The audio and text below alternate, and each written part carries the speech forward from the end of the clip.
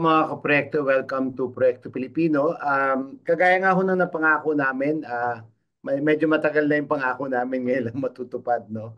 Na we will talk about this current concern tungkol sa MPACS. Ano? Siyempre, meron tayong balik kaproyekto, si Dr. Salante. If you recall, mga kaproyekto, we had him at the height of the pandemic na naging resource person natin siya. So, Dr. Salante, welcome, welcome, Leloy, and Manolo, welcome. Hi, good morning, Father. Good morning. Doc, kanina ho, bago magsimula na pag-uusapan na natin tong concern natin sa MPACS. No? Siguro maganda mabigyan natin ng background, ano ho? Ano ba tong MPACS? Number two, siguro kung may dadagdag si Manolo at si Leloy, ano ba yung dapat natin pagmatyagan dito? Ano ba yung dapat natin? Kumbaga, what should we observe and try to prevent, ano? Hindi siguro later on, baka maganda, Dr. Solante, ma-compare natin dun sa pandemic ng COVID, ano? Para lang ang tao magkaroon ng perspektiba. Kasi yun ang pinaka-sariwang karanasan, di po ba? So, sige po, Dr. Solante. Yes, no. So first of all, I would like to thank for this invitation. Yung monkeypox, this is a virus that is in the same family with smallpox, and we have already eradicated smallpox several decades. And the problem here is that this monkeypox is endemic in Western Africa. Kumbaga, nandun lang yan siya, hindi yan lumalabas sa Africa. But if you remember, in 2022, the WHO declared the public health emergency of international concern for Mpox. Okay, ang tawag pa noon, ayaw kasi nilang tawagin yung Mpox kasi merong stigma implications, no? Because if Europe, African countries, no? So ngayon ang monkeypox, ayaw nilang tawagin monkeypox, ngayon Mpox na lang, no? During that 2022 outbreak in Africa, they found out that there were countries outside of Africa that are also having cases like this, no? So ang nangyari noon, meron kasing dalawang klase yung impacts, no? The clade 1, the first type is the one that is circulating in Congo, and the rest of the African countries is the clade 2B. The clade 2B was the dominant clade during the time. It was transmitted primarily through sexual contact because a lot of those who were infected then were HIV positive outside of that country or continent, no?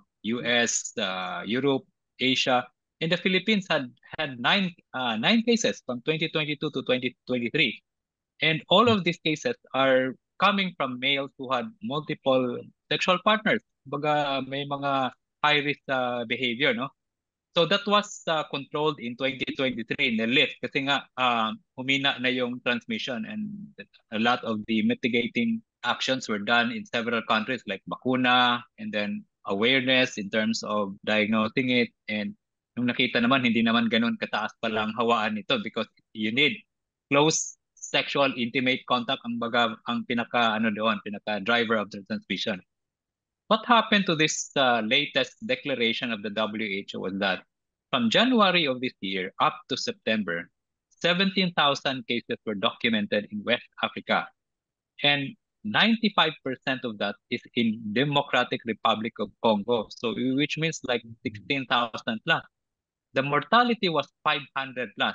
And tinitingnan nila, bakit nagkaganito? They were looking at it and they sequence it, they examine the virus. It's not the clade 2B, it's the clade 1B. It's a new mutation. So sabi nila, is it something that worries us because ang taas ng mortality, mga bata, mga household, mga nanay ang namamatay because of the severity of the infection. So that's why WHO, i-declare na natin to. Baka makakalabas na naman to sa West Africa. Mahirap na. Baka we will have another outbreak of this proportion, just like COVID. We need to inform all WHO regions, countries to prepare and put in place mga mitigating policies to control the spread. And so far, outside of the West Africa, apat pa lang ang nakita ngayon, no, outside of that. Sweden, India, Thailand, and I think kalimutan ko ng pangatlo. And all of these have traveled to Africa, no? So dagdagan ko lang, Father, ha. Yung mga nakikita natin ngayon in 2024, we also handled such cases, no, in San Lazaro. Dito sa All of them Pilipinas, are dito clade ba? 2. Oh, dito sa Pilipinas, no? Mm. It's a local, it's a community transmission impact. It's not the imported impact, Okay. no? Which is a good sign kasi all of them when we did the test, when we send it to RITM, are all clade 2B. So ibig sabihin, ito yung pinakamababang mortality. The case fatality rate here is 0 to 0.5%, no? So meaning there's nothing to worry. Pero ang sabi pa rin namin, being part of the technical working group, hindi tayo kumpiyansa kasi ang Pilipinas is ang dami nating tourist. Baka mahaluan tayo ng ganitong klaseng clade 1B. Wala tayo. Even household, mga bata, pwedeng matamaan dito. Sorry, yeah. Doctor, may I ask, the recent cases this year dito sa atin, in a sense, are from the first wave or yung uri nung first wave a few years back. Hindi po ba na Yes, correct. now there's this second wave based on a mutation na it's a cause for concern because it's not adults getting it, but mothers and children. And therefore, what is the transmission? Paano sila nahahawaan? Nung nakita nitong mga nag-positive doon sa West Africa, yung mga nag-positive na adult umuwi sa bahay and they have those active lesions, no? The problem with West Africa, yung awareness nila na meron pala silang ganong lesion because a lot of these people have lesions ng mga hidden area, hidden part of the body, no, mga private part, no. But you know what? You can also transmit it through droplets when you talk, when you sneeze, when you have clothes, and then every day kasama mo yung anak mo, kasama mo yung asawa mo, and then the children.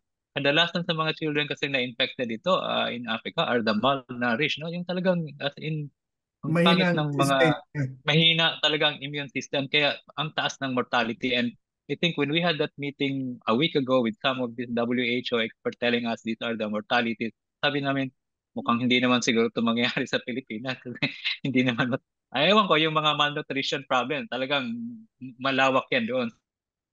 I'm bringing this up, doctor, because I think this is a good jump. I mean, of course, we'll discuss the disease itself more, but there's the stigma aspect and the panic aspect of any new outbreak. And I remember when there were media reports na unang lumabas about this year's infections, and one of the cases was a preteen yata. And immediately ang kumabit dun sa usapin among media at the very least was, did this also mean that there were child victims now being involved? Because the expected means of transmission was what it was, no? So I mean, can we tackle this? Is this how do we set aside the sort of moral stigma that is often attached to new diseases because of the way they're transmitted? Yeah, napakaganda ng ano mo doon because that's also the feeling of most individual when we have meetings like this nung na yung 15 years old. Ang unang tanong, is this a child sexually abused child? Bakit nagka-impact na when in fact all this the child got the clade 2B. Okay. So yun yung medyo siguro very sensitive na issue na yan, no? Because the child was 15 years old and it was a clade 2B. Ang naka-attach kasi sa clade 2B is a sexually transmitted, no? Kaya ayaw namin gamitin yung term na sexually transmitted. So sabi namin sa Department of Health, ng technical working group, we have to be quiet on this matter until such time we get more information because this will really put stigma. May mga ganitong kaso tayo, baka hindi na yan magpapatingin sa atin kasi uy, natatakot na yung bata o natatakot na yung infected. Baka sasabihin, promiscuous ko kasi, marami. Yung mga ganong usapan, ayaw nating ma-focus doon, no? Kasi it's something, an issue also in other countries na pag sinabing impact, it's an infection of HIV, it's a sexually transmitted, it connotes multiple partners, it connotes promiscuity, kaya hindi lumalabas ang mga nagpa-positive. So yun yung iniingatan namin na parang ganun. So until such time we get a clearer information kung saan nakuha ng bata na yun, then probably we can also look into bakit na nakuha yun, anong nangyari, parang ganun. Yeah. Doctor, related to that, how many cases do we have? 9? 9 cases ba yung Ano na tayo, Father? 18. 18 na. 18? 18 Question lang, total. this might be a very ignorant question, but is there a chance na mag-mutate itong present sa atin? Well, yung clade 2B by history, and when you look at the makeup of clade 2B, this is a clade that parang may potential to really mutate also. Okay. Kaya nga yun ang iingatan natin because ang mutation kasi ng mga virus will only occur in those who are immunocompromised. Yung mga matatanda, no? Yung mga HIV, kasi they have a very weak immune system, so the virus can freely behave erratically, and that's the why they can mutate, no? So yun yung nakita sa clade 1B na because of that na ang infected dito doon sa Africa are really the immunocompromised mga bata, and that's why nag-mutate siya to a more virulent subtype. So yes, ang answer ko niyan, there is a possibility that we cannot close that. Yeah, we cannot close that possibility because this is a virus. Virus behave very unpredictably. Doc, so ngayon, nandyan na, what are the steps that everybody should take from the government to individuals to mitigate the risk of yung monkeypox? Yeah. So unang-una, no, we have put some mga mitigating policy sa Department of Health sa lahat ng hospital. Ang unang ang focus natin ngayon is what should the country do when we have this type of infection. So meron tayong pina-follow na blueprint from the WHO. Number one is we have to enhance surveillance. Paano natin ma-enhance ang surveillance? We have to create that awareness na kung meron kang ganitong type of lesion, punta ka kagad sa doktor para malaman natin kung impacts ba siya or not. Because the only way we will know that is to get the diagnosis correctly and then do the contact tracing. Ito yung medyo tricky dito, no? If you will notice, nung nag-positive sa Quezon City, diba sa spa, na nakita nila yon, mahirap mag-contact tracing sa spa kasi yung mga nagpupunta doon, hindi naman yan, mga transient lang yan, no? So it's so difficult to do the contact tracing. Kaya medyo mahirap mag-contact tracing sa Mpox kasi if this is the mode of the transmission na close, intimate contact, sino bang makaalam kung meron ka ng lesion noon tapos ito yung mga close contact mo. So that's the challenge there. So at the most, ang sinabi lang namin, if you have that lesion, go to the doctor, go to a dermatologist, go to any doctor and have it examined, and we will take care of the confirmation. It's free, libre yan. No? So that's the surveillance part, no? Awareness. Hanggang doon muna tayo. Hanggang wala pa tayong makikitang enormous increase of cases, hindi pa tayo maglalagay ng mga border control, magsusuot ng face mask or other interventions that we need to get vaccines, no? Hindi pa. Titingnan muna natin kung ano ang status ng mga kaso natin dito sa Pilipinas. Okay. Dr. Salante, no? Siguro balikan din natin yung stigma, no? Kasi meron ho kaming program ngayon, yung first 1,000 days sa malnutrition naman, ano? So yung program was ready to accommodate, experimental siya, 25 pregnant mothers, no? Ngayon, ang naging problema was to fill in the 25. Kasi nga yung stigma na nahihiya, ay nagtatago, I think yun din yung problema natin ngayon, ho, ano? So, is there any effort to overcome that stigma, no? Pagka Yes. Ang una kasing approach niyan, especially focusing on Mpox, you have to reduce the harm, no? Yung tawag natin harm reduction measures muna, no? Harm reduction measures like what is the most common mode of transmission? It's close intimate contact. So we have to inform the public that you have to be aware that this can only be acquired through a very close intimate contact. Hindi mo to makukuha just because dumadaan. Hindi kagaya ng COVID noon. Pag dumadaan lang yung tao, umating sa'yo, pwede ka na. No? Ito, it takes really a prolonged exposure, close contact. No? Pangalawa, para lang hindi talaga, we should not label Mpox as a sexually transmitted infection. Palagi kong sinasabi yan sa media. Yeah. Pag sinasabi mo niyang sexually transmitted infection, tingnan mo, syphilis, HIV, ang hirap nating makontrol yan because there's stigma nakakakabit. Ayaw nilang magpa-test, ayaw nilang magpatingin kasi pag ma-diagnose ka, sasabihin, promiscuous ka, marami kang partners. We should not do that. Impacts, anyone can get the impacts, whether it's sexually contact or close contact. Basta wag nating gagawin na it's a sexually transmitted infection. I think yun yung mga very important messaging sa public siguro na para lang at least magiging kampante sila na hindi natin sila ma-stigmatize. Doctor, last question ho from me, no? Yung 18 cases natin ngayon, have we isolated them? How have we treated or handled those cases? Okay, so ang policy natin ngayon, once you are diagnosed or once you have the lesion, no? Halimbawa, may mapasok sa clinic, Doc, mayroon akong ganitong lesion. So the doctor will examine. Once the doctor will confirm na, I will commit that this is impact suspect. Pag suspect kasi, may lesion ka, very characteristic, pero hindi mo alam kung may exposure. Dalawa yan. Yung probable is may lesion ka, tapos alam mo kung yung contact mo, may diagnose also with impact. So that's probable. Pag na ganun na yung category ng patient, tawag tayo sa epidemiology surveillance unit ng Department of Health so that they will also do the process of contacting RITM and then get the specimen, then we'll send it to the RITM. Habang inobserbahan yung pasyente, dalawang option yan.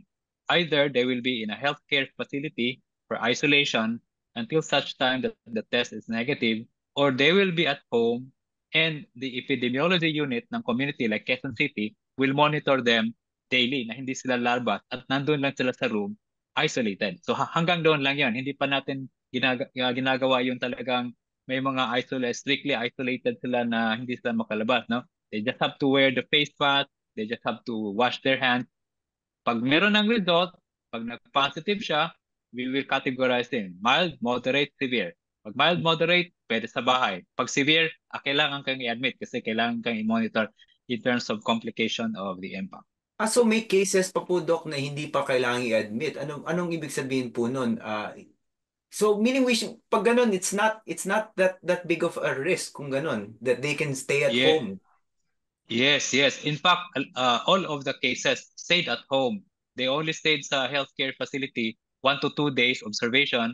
Tapos uwi na. Tapos monitor sila for 3 weeks. They cannot go out for 3 weeks kasi hanggang nandun yung lesion na yan, they can still be infectious. Okay. Wala pa kayo nakita, Doc, na malubha talaga yung sintomas? Wala pa kasi we don't expect naman itong clade 2B. In fact, yung 2022 na report up to 2023, there were 102,000 cases of clade 2B. Only 200 died, no? So among the 200 who died are all also in Africa. So ibig sabihin makikita mo yung dynamic, bakit doon lang sa Africa namamatay but sa ibang bansa hindi to namamatay. So it's still the issue of healthcare facility readiness, no, in terms of sa mga bansa. I have a more general question, hindi lang sa MPOX, Doc. Pero yung kultura ng mga Pilipino na ayaw magpatingin sa doktor, that's part of one of the reasons why a lot of diseases spread, di ba? Kesyo dahil baka ma-stigmatize sila or takot sila na kailangan nila magbayad dahil for many years, mahal magpakita sa doktor. And hanggang ngayon, mahal pa rin magpakita sa doktor. I say this because my dad is actually a tumor surgeon. And sabi niya, sa Pilipinas, yung mga colleagues niya sa US, hindi sila nakakita ng bone tumor na kasing laki ng pakwan. Kasi pag may konting lump in first world countries, Europe, North America, pupunta ng doktor. Pero sa Pilipinas, hinahayaan lumaki yung mga tumor hanggang kasing laki na ng pakwan kasi ayaw magpakita sa doktor. So I was raised with an awareness of this culture na ang Pilipino takot magpakita sa doktor. And of course, pagdating sa infectious diseases, napakalaking problema yon. So, paano natin matutugunan yung problema na yun, Doc? Yeah, tumbukin ko lang yung sinabi mo ha. Yes, Philippines is one of those countries in Asia with a very poor health seeking behavior, no? Makikita natin yan bakit ang dengue natin tumataas. Bakit ang tuberculosis natin hanggang ngayon hindi pa rin natin makokontrol. Because most of these infected, based on our experience, no, in government hospital like San Lazaro, pupunta na lang yan sa hospital kung hirapan ng huminga. And when you have an infectious disease patient, ilang tao na yung nahawaan niya bago siya pumunta sa hospital. Same with dengue. dengue is preventable in terms of mortality, no? Bakit 19 years old, 18 years old, healthy? Bakit Mm. namatay? Pumunta sa hospital, fifth day, wala na, severely dehydrated. Bakit? Sir, nagtatrabaho po kami, wala po kami yung breadwinner. Yun ang palaging ano dyan. Breadwinner kami, kailangan namin magtrabaho, hindi kami pwedeng magkasakit, kailangan namin kumakayod, kaya kung kaya pa ng katawan, kakayanin namin. That's the behavior that most of us are really indwelled in, no, sa ano natin. Tapos tama yung sinabi mo, mahal, no?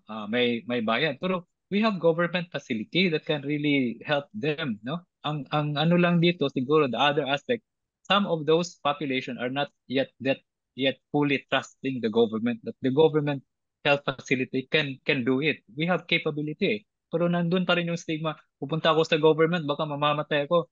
Pupunta naman ako sa private, mamamatay din ako sa presyo. Something like Yeah. that. So, talagang napakalaking problema. Mhm. So So, doctor, number one, education ng mga mamamayan, mahalaga.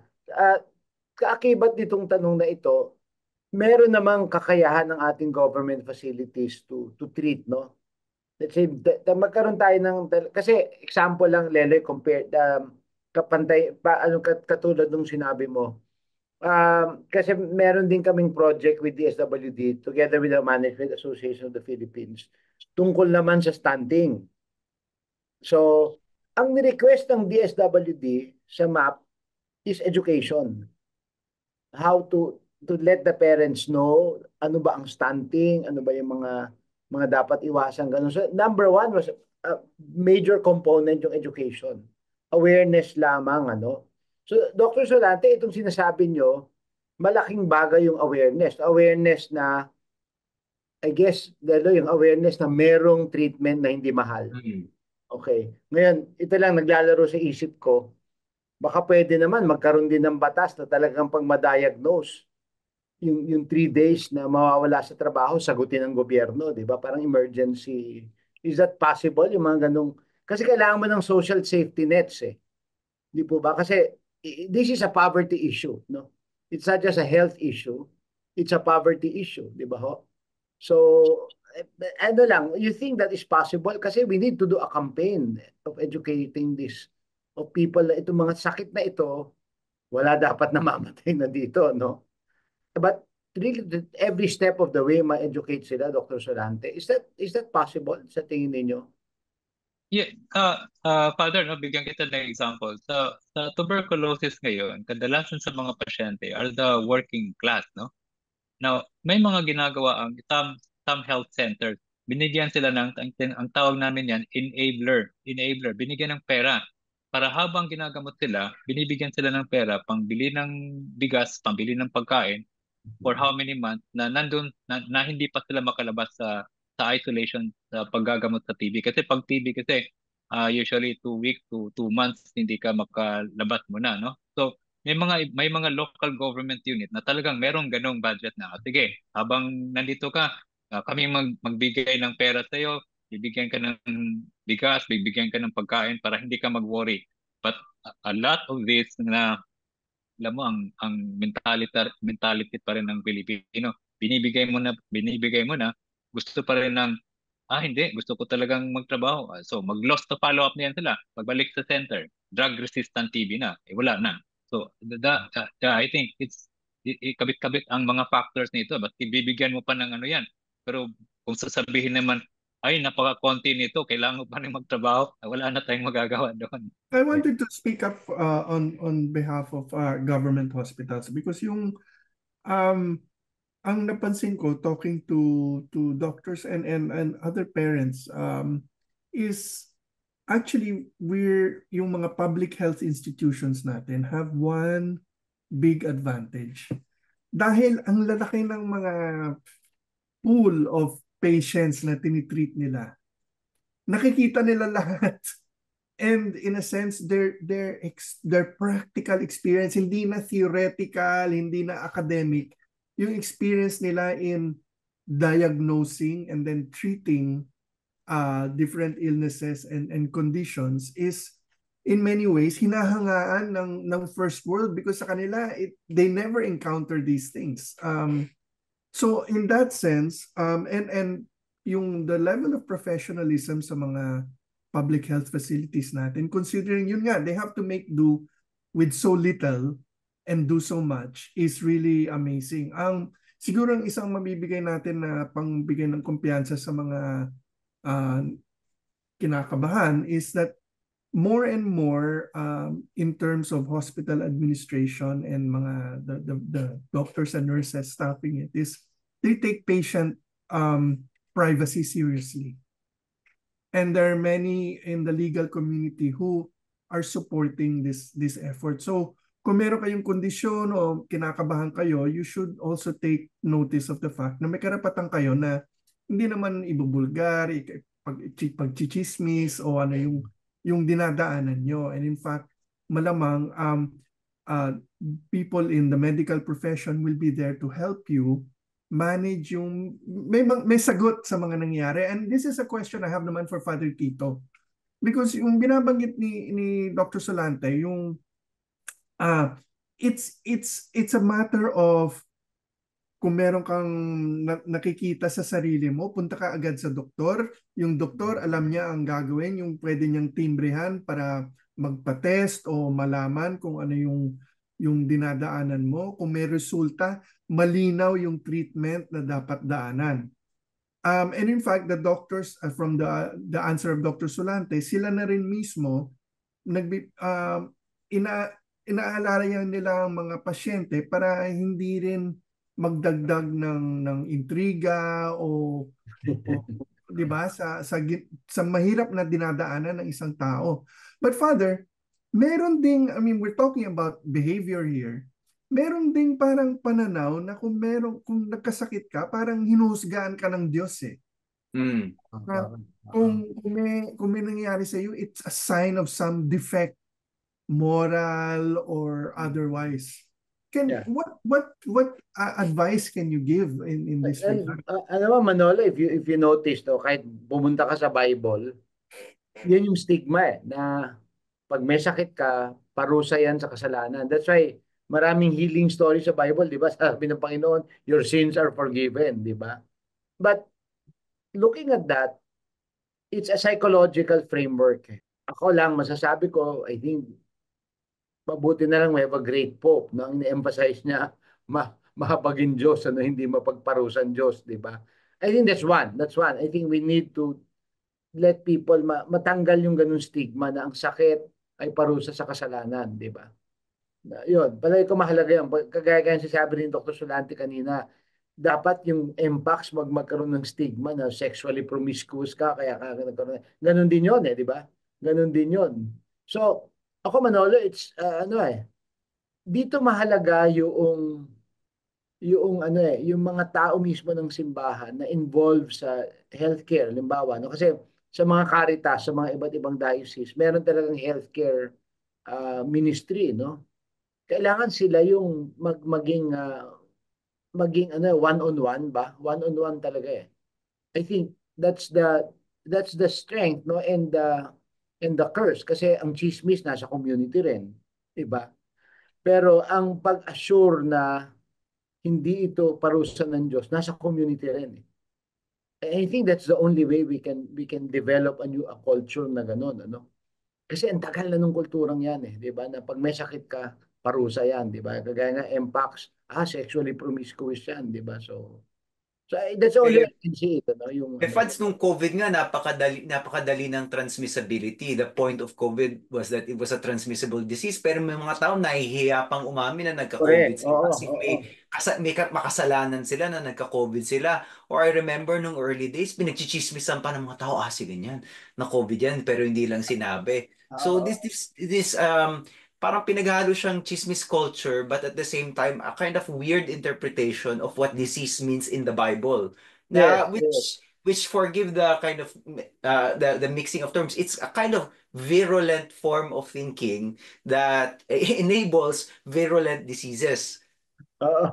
Kasi 'di ba yung mga plague, 'di ba? Ayan, ako, parusa yan ng Diyos, lalo na pag magpunta ka sa yung kwento ni Moses at ni Pharaoh, 'di ba? Dahil matigas ang puso, ayan, bigyan ng iba't ibang plagues, di ba, na and I think it requires a major shift, ano, na, and Yung comment ni Leloy makes me want to ask Dr. Solante, meron ba tayong problema with mga folk cures or mga weird theories of prevention and cure na kailangan natin? Because nung panahon ng COVID, yun din malaking problema, yung kung ano ng Ako, mga oo. treatment, di ba?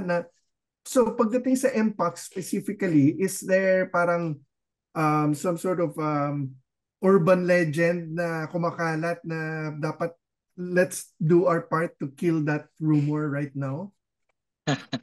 So far naman sa impacts, wala kaming nakikitang ano kasi when we interviewed our patients, no, yung mga nag-positive talaga, ang una kong tinatanong, what's your feeling? How did you feel na you're diagnosed with impact?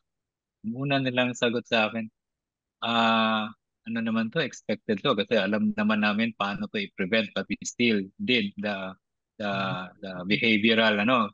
So parang amin na nila na pag ganito because of the multiple contact sila, marami silang ganitong behavior. So expected siya. So there's no not much with that particular. Pero alam mo, Manolo, no? You know, rabies. Rabies is still a very high mortality. We see a lot of that in San Lazaro, no? Kaya nakita mo, I think 1 or 2 months ago, ang daming pasyente, 1,002 to 2,000 pabakuna. Kasi nung nag-viral yung video na may namatay sa rabies, nagpabakuna lahat. Maski nadilaan lang ng aso, nagpabakuna na, no? The problem with some of these patients ng rabies namin, pupunta sila sa yung mga albularyo ba yan? Yung mga quack doctor, no? And then this quack doctor will give them an assurance na, madali itong gamutin. We'll just have to, yung may itusok-tusok doon sa area kung saan nakagat, gano'n.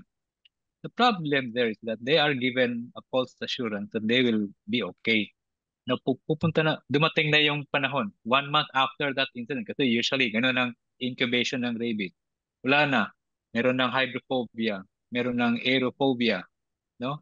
Wala na, end stage na yan. Tapos tatanungin mo, "Ay, ba't tagal niyong pumunta? Ba't ngayon lang? Ay, nagpunta kami sa ganito, ganyan, kasi ganito." So I think there are still infectious diseases na meron pa rin ganong intervention na bago ka magdoktor, dito muna. Kasi meron tayong mga panglunas dito, no? Which is always part of our kultura talaga ng Pilipino ito parang sa tingin ko Mhm. I think something that we have to factor in as well is yung convenience. And bakit lumalapit ng mga tao sa albularyo? Sure, cultural, madaling ano. Pero another part of it is convenience. Iyan yung alam nila. And it makes me think while we're discussing this, yung pagagamot, isang serbisyo. And if we look at it from a business perspective, sa merkado, kailangan yung ilapit yung produkto o serbisyo sa tao. Otherwise, kahit kailangan yan, kahit gaano ka galing ang produkto nyo, ang serbisyo nyo, kumbaga may isang ano ko, in one of our businesses sa barbershop, kailangan magpagupit ang tao araw-araw, kada 2 linggo. Pero one of the things we look for is yung location. May parking ba? Accessible ba sa tao? May engganyo ba natin yung tao pumunta sa shop natin? So that's something itong kailangan parang ang daming kailangan intindihin na problema ng medical professionals natin. And this is just another small thing that they have to think about. But sometimes, nanineglect. Kaya, diyan mo makikita minsan, naalala ko may mga kaibigan ako na nanay nila may cancer. So, pipila sila overnight sa PHH just to avail of certain free medical healthcare.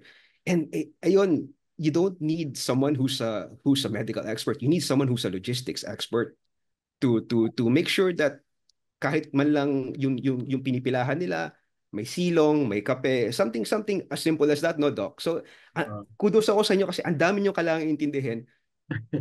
Yung bagay na yan, kailangan nyo pang isama eh. So, that's just something I think we have to put in this conversation as well. Yeah. Siguro related that before we ask Dr. Solante to respond. Alam ko, Dr. Solante, nung ginawa ang medical school ng Ateneo de Manila, yun yung concept nila. They want to create, they want to graduate doctors na community-based healthcare. In fact, if I'm not mistaken, yung una nilang kinausap is the Harvard community-based healthcare system.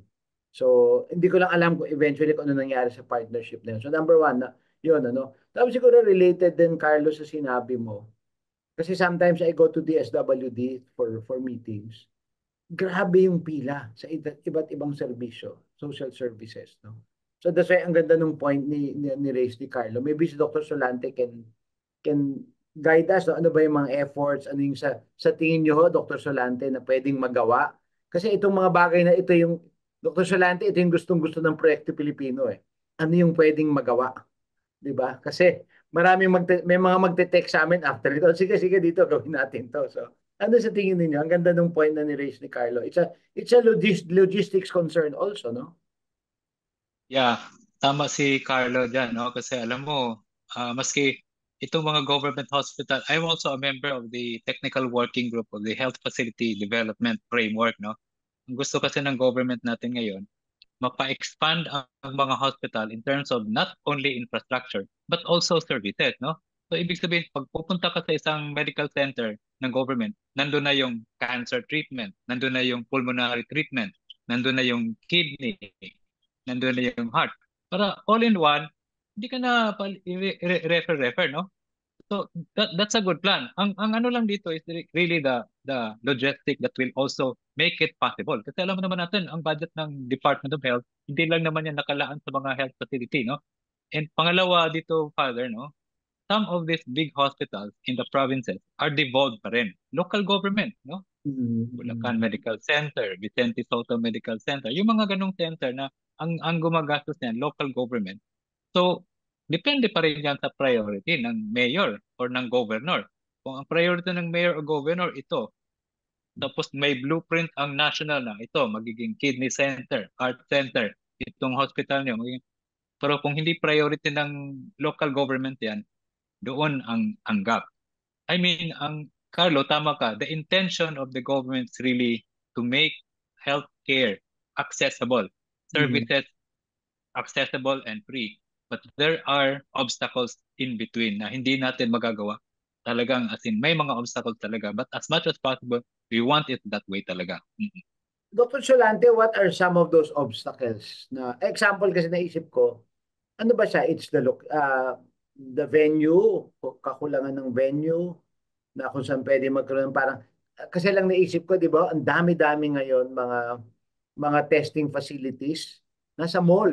'Di ba? Ano, ang dami. Makikita mo itong ospital na ito nasa mall, itong ospital na ito nasa mall.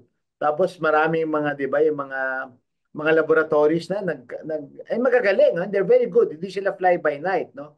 Pero doon yung makikita yung kultura na kailangan talaga dalhin kasi related to this, Leloy Manolo, one of the things na sinabi ni Cardinal Sin nung siya yung Archbishop of Manila, sinasabi niya sa mga parishes, maglagay kayo ng chapel o ng simbahan kung saan nandun yung tao. Di ba? That's why doon nagsimula yung mga misa sa mga mall, etc. So, similar na challenge to, Dr. Solante, no? Kasi natanong ko lang ho ito kasi I work with Caritas Philippines, ano? Kasi ito yung mga bagay na pwede naming pasuking partnership with government. We can provide the space, even partly the manpower to manage the ano, and then government can come in to bring in the technical expertise, ano? Kasi nga, ang daming medical mission, Dr. Sand, I'm sure you're very aware of that, ano? Pero sa akin, is there a way for us to make medical mission a stable, predictable cycle in the life of a community na malayo sa government center or government hospital, ano? Kasi kaya hong gawin yun eh. Yun yung kayang gawin yun eh. So kung sa tingin nyo ba ho, that will work or that will help?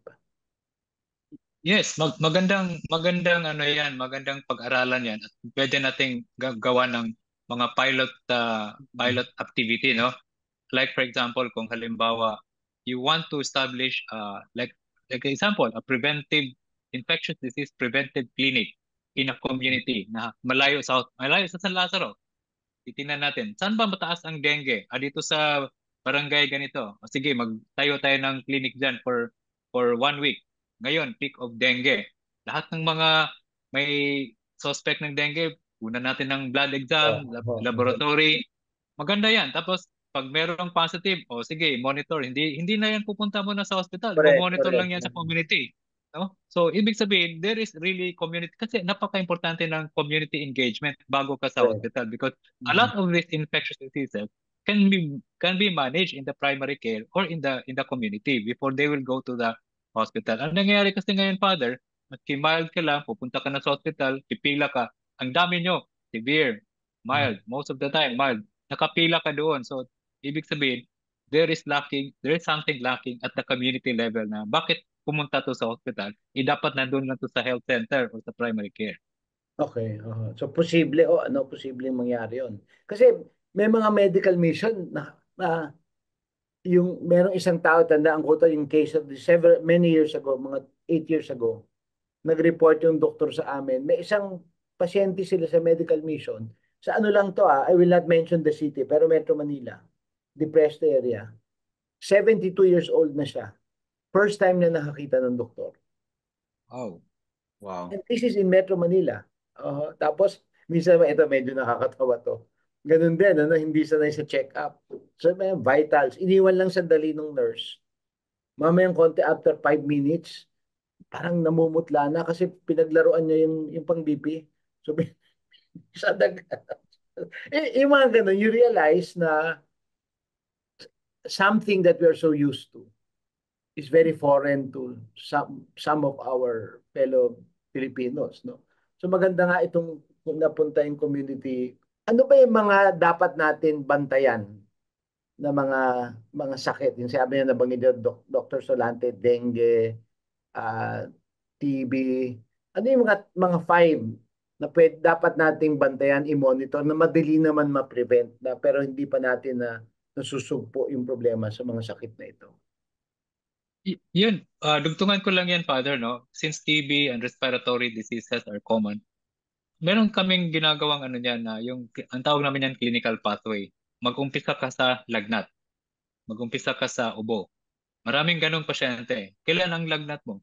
2 months na to, pabalik-balik. Ba't hindi ka nagpatingin? Kailan ang ubo mo? 2 weeks na to, pabalik-balik. So I think on that note siguro, doon tayo mag-umpisa. Create tayo ng awareness sa community. Sinong inuubo dito? Mga 2 months na, 3 months, no? Hindi natin sabihin, may TB na yan. Ang problema kasi pag sinabi mong nag-ubo ng 3 months, nandun ang stigma ng TB. Ayaw magpatingin yan.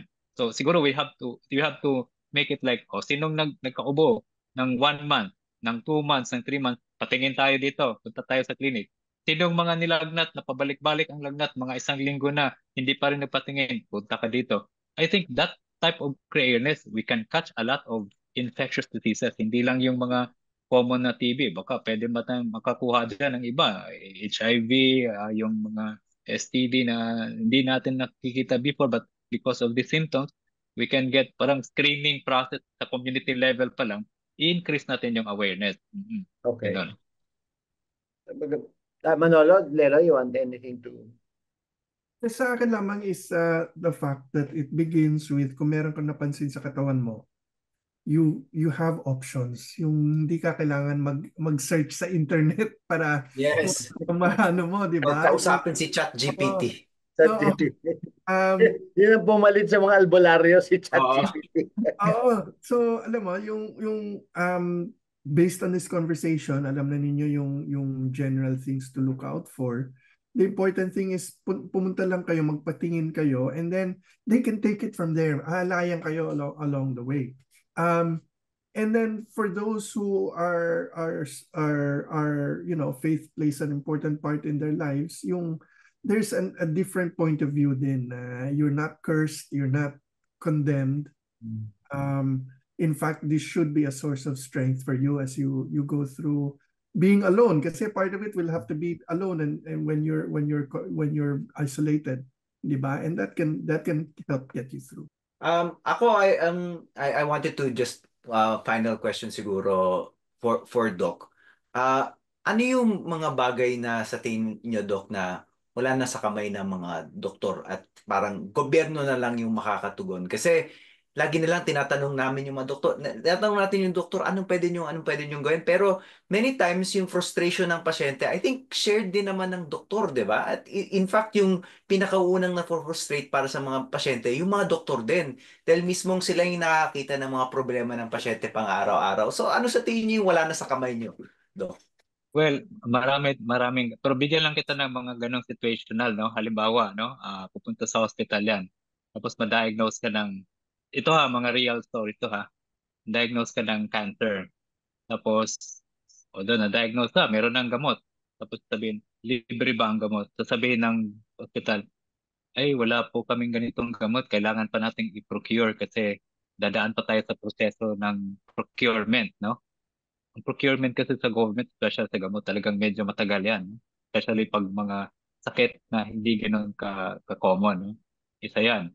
Antibiotic, halimbawa, meron tayong infection, severe infection. Pero yung hospital, kailangan ng ganitong special type of antibiotic na wala dito sa hospital. Kailangan din ng, there are logistic limitations ang mga hospitals na when we will procure it, we have to go through a process, a long process. Ang tawagan nila yan, hindi naman proseso yan, red tape process yan. No? Pero we have to still go through that process na ang mga pasyente sa kakahihintay, sometimes nahirapan talaga. Kaya may mga hakbang naman tayong ginagawa dyan, no? Yung mga malasakit, no? Mga DSWD referral, no? Pero there are limitations also. Kasi may mga ceiling lang yan sila na hanggang dito lang kami gagastos. But pag susobra na dito, hindi na natin gagastusan yan. No? So those are mga some of the limitations. Hindi naman yan common, but that's a reality in government hospitals. Doctor, is there a chance without having to go to PCSO, which was most people do to get funds for medicine? Are there private institutions that are able to work with you so that, for example, walang masyadong red tape, basta may recommendation from a doctor about what needs to be procured? Yeah. Yes, Manolo, meron, no? In fact, I don't know if you're familiar. Can I tell ba dito sa kung anong foundation to? Yung Yeah, go ahead. Yes, Chuchi Foundation. yes, The Chuchi yes. Foundation was really very helpful to us before yeah. the pandemic. During the pandemic, mayroon kami mga request. Binibigay nila. Sabi ko, ang yaman pala nitong foundation na to. And I think, if you recall, I think tumulong sila sa Taiwan sa earthquake. Oo, at saka syempre, at saka sa sa Tacloban, Fads. Yung Correct, disaster correct. Yeah. relief doon, napakalaki. Hindi lang tulong, kundi nagbibigay din ng mga trabaho. Kasi may dignity involved dun sa tulong. So it's actually been a great foundation Yeah, for yes, the yes. Filipino people. What I noticed sa America is there's something called the Ronald McDonald Foundation, and it's attached to hospitals. And what it does is, kung lalo na sa mga treatment centers na regional, where kailangan bumiyahe ang pamilya para, especially for the treatment of kids, malaking problema, nag-iisip pa yung pamilya saan sila mag-i-stay, paano sila kakain. Alam mo, padagdag yung gastos. And what the Ronald McDonald Foundation does is they have parang hindi dorms but sort of little apartment units attached to hospitals or near hospitals where the family can stay with dignity and with yung may food allowance and everything. Sana yun din ang pag-isipan ng mga private foundations sa Pilipinas, because marami pang kailangan bumiyahe, o kaya alam mo yung sistema natin, hindi natin papabayaan yung bata o yung loved one na mag-isa sa ospital kailangan may bantay. Buong pamilya, Manolo, dapat nasa ospital. And I think that is one big thing that is One area, yeah, correct. Leloy, before we give the final words to Dr. Solante.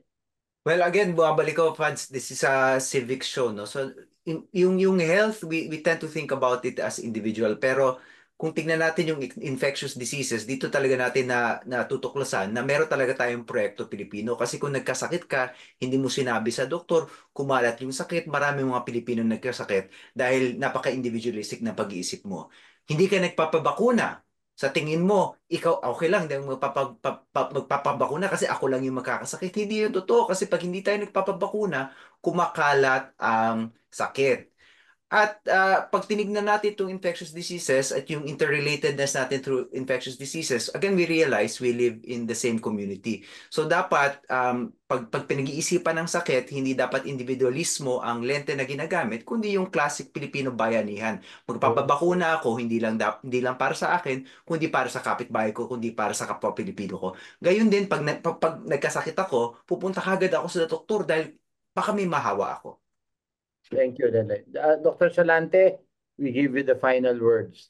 Napakaganda ng atin. Nagsimula sa MPAX pero lumawak sa maraming posibilidad. So we give you the final words, Dr. Salante. Yes, thank you, Father, no, Manolo and Luis, no, for this invitation. Pala, It's really an Dr. honor. Salante, si Carlo lang ho kasi defective yung kanyang computer kaya nawala. Kaya hindi nakabalik. So, please continue. Carlo, Sorry. no? It's really a very good opportunity for me to be here, no, that discussing all the aspects of infectious diseases, especially now that ang Pilipinas talaga is a tropical country na talagang vulnerable natin sa mga infectious diseases, no?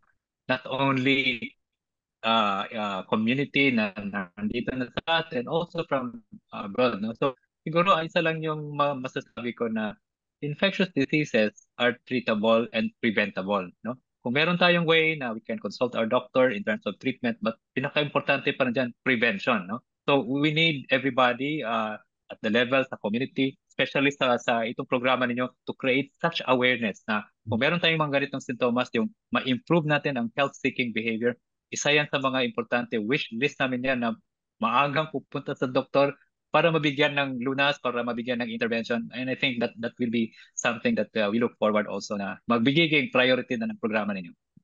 Thank you, Thank Dr. you. Salante. And we hope that something will come out of this again, as in many of our previous episodes, marami yung nagbunga. So Dr. Salante, maraming salamat po sa show.